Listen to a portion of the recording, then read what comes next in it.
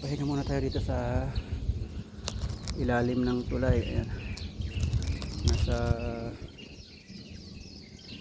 40 minutes nang nagbabiyahe galing ng dormitory.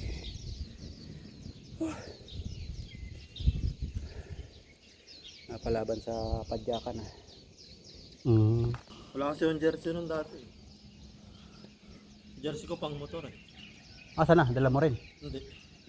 Mas ano yun eh, maluwag yun. Ganyan katulad sa'yo, maluwag. Yung Ito? pang motor ba? Ito kasi ano lang to eh. Tignan mo na. Presko yan sa'yo. Presko. Hindi kami makapag-video ng tumatakbo.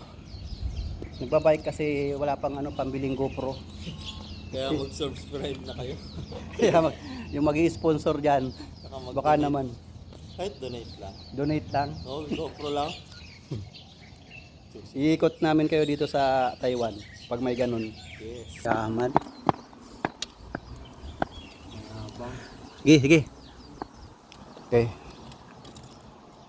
Ito muna. Oh, update namin kayo sa lugar pagdating doon sa area. So, dito na kami sa aming destination ng aking kabady. Oh, grabe, puro pawis. Yeah. Ito yung baba. Ayun yung dinadaanan ng train. Yun. Zoom natin para makita nyo. Ayan.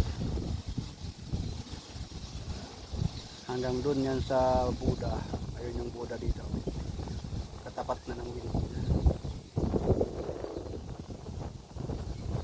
Tapos meron pa ako dito isang kasama. Ayan. Uy, harap ka. Malapit nang maging Buda. Ayan. Sabi ko ayun, may Buda. Dito malapit na. Ayan, yung mga windmill dito. Lakas ng hangin. Ayun pa. Dami.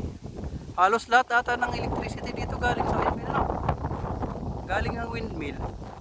Kasi simula nung sa Taoyuan, yung sa airport, paghatid sa akin din, dinaanan namin puro tabing dagat din, puro windmill. Nung sinundo ako doon, yung pag-uwi ko. Yan, makikita nyo guys. Ha?